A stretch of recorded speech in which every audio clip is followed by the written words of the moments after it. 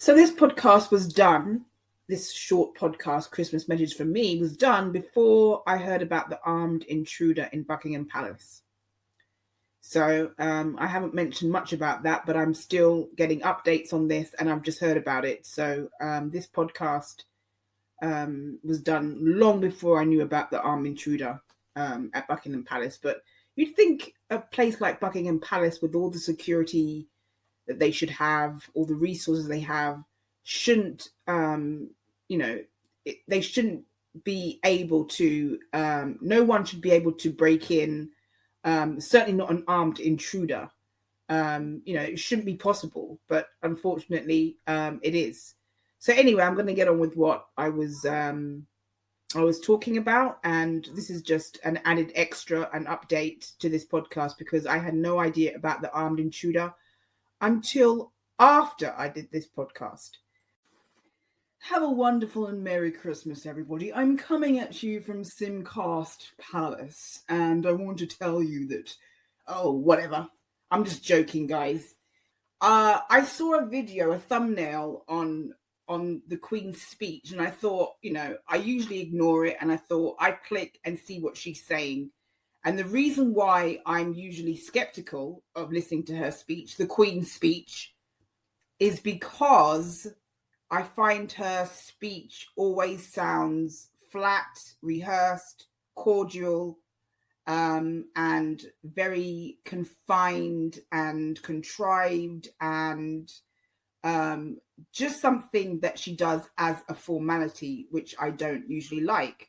However, I clicked on her speech today, and even though the sound quality was terrible of the video that I was watching of her speech, she looked fantastic. The Queen is up there. She's old. She's very, very old. I don't think she's got much time left, to be honest with you.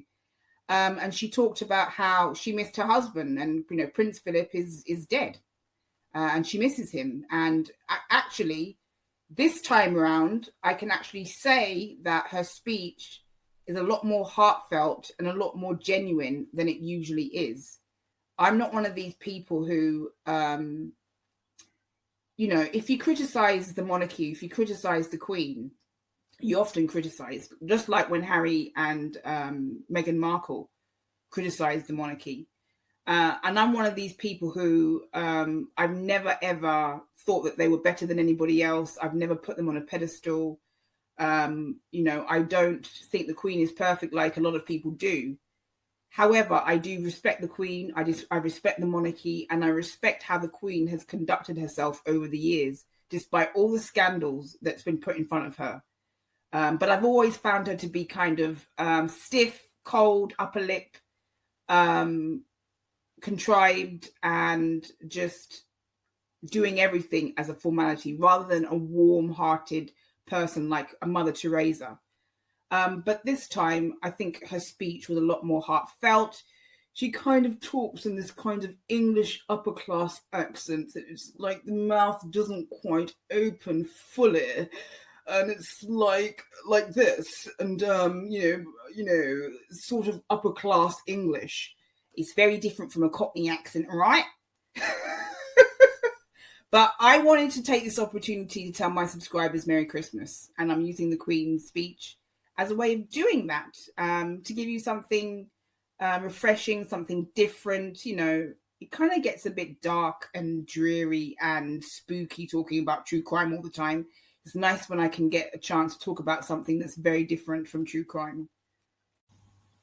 So the speech was kind of like a tribute to her late husband. It did go back to seeming very formal and as if she was reading from a script, which is why I don't really watch her speeches. But, for her age, she's really up there. She looks fantastic. She's always well presented. She's always well dressed. She has always handled herself impeccably well in front of the public. But there's just something about her that is very conformed, confined, stiff, upper lip, and not quite genuine for me to actually like her and warm to her. And I think that's the reason why Princess Diana was so popular, because Princess Diana was warm, She was genuine. She did show her feelings. She wasn't stiff upper lip. Yes, she had a posh accent, but there was something about Diana that made you connect to her, and the Queen doesn't have that, in my opinion. And so, even like watching the speech now, it just resonates to me why Princess Diana was just so popular, because Princess Diana, it didn't seem like she did things just as a way of formality, just as a way of conforming, or just as a way of, this is what I have to do, so I'm going to do it. When Diana spoke, it didn't sound like she was reading from a script all the time, that's the feeling that I get when I hear the Queen speak. That doesn't mean to say that I don't respect the Queen. I do respect the Queen, and I think it's wonderful to have a monarchy, and it's wonderful to have royals, and it's part of what draws people to England. But there's just, I don't warm to the Queen in the way that I did with Princess Diana at all. And